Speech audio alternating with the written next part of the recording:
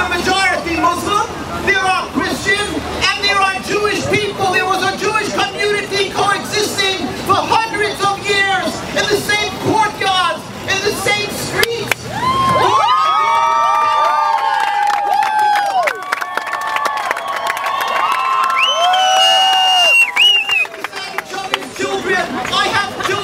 People here are 8th-generation Palestinian who can bear testimony.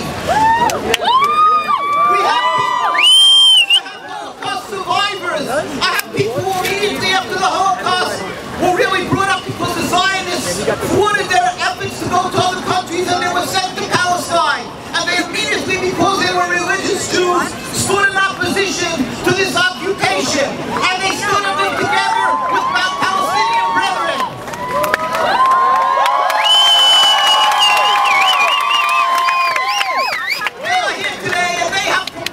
Their sorrow. They remember. They've seen with their eyes when Yisroel was invaded. With the terrible atrocities that occurred in 48. And then further in 67, I have colleagues who picked themselves up and moved away from the occupation. Not because the Zionist state forced them out, but because they didn't want to stay under this terrible occupation.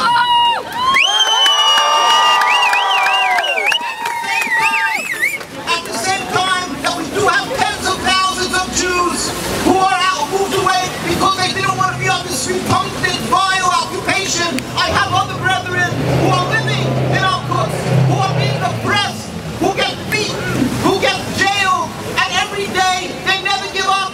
They stood up and demonstrated. They were never accused of being armed, yet they were arrested and brutally beaten. You can look at our site at nkusa.org. You can look at our site and see the history. This week, this Saturday, was the anniversary of our great leader Rabbi of best memory. He went to the hospital with a hernia. A few hours later, he was released from the hospital horizontally, a dead body.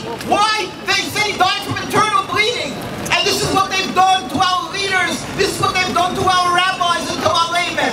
We want the world to know that Zionism is totally illegitimate, is a rebellion against God. The occupation has no legitimacy, not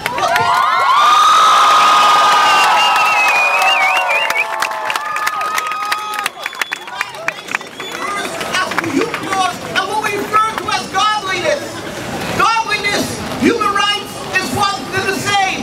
God, who created this world, does not let us steal or kill or oppress. God requires of us to show gratitude.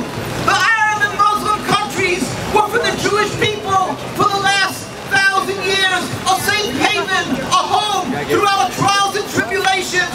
When there was the Inquisition, when there were crusades, and by the Second World War, where did the Jewish people go? They went to Arab and Muslim countries who opened the doors, who gave them principles.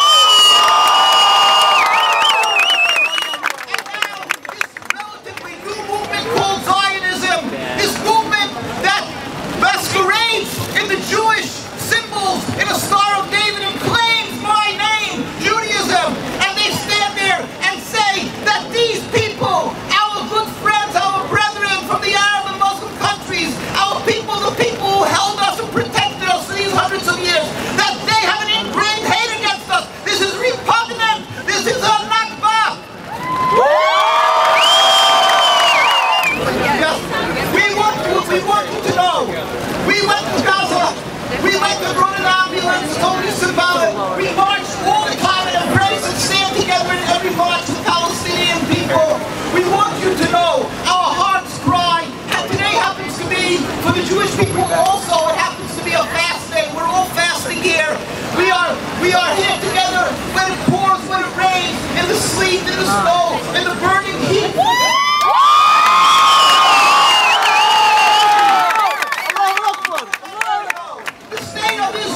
Which is a rebellion against God. It says in the Torah, why are you rebelling against me? You will not be successful. The state of Israel will eventually end. There's no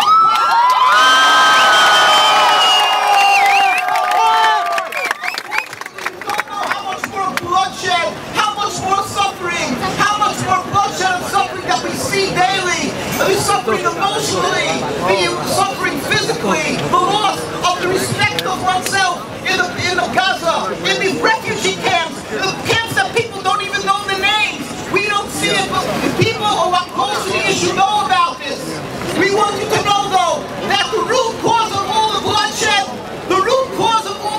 including the Jewish bloodshed, is one thing and one thing only. And we're not condoning bloodshed, but the root cause of this endless river of bloodshed, of Muslims, of Arabs, and of Jews, is the creation and the existence of this Zionist camp. We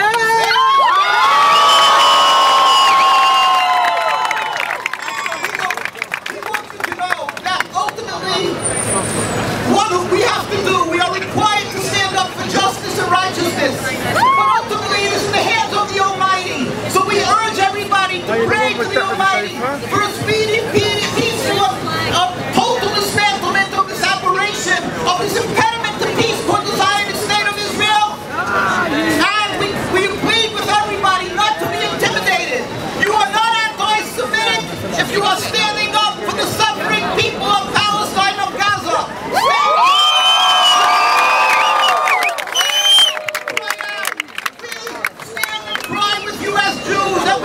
Humiliated because it is being done in our name.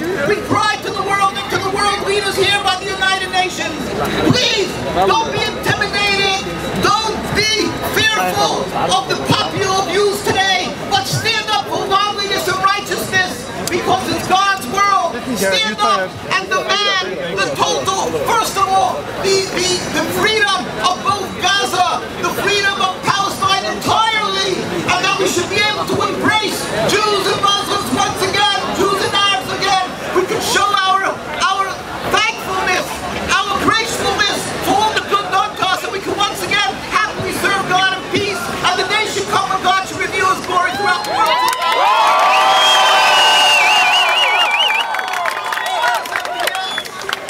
Zionism, no! The state of Israel must Judaism, yes! Zionism, no! The state of Israel must go!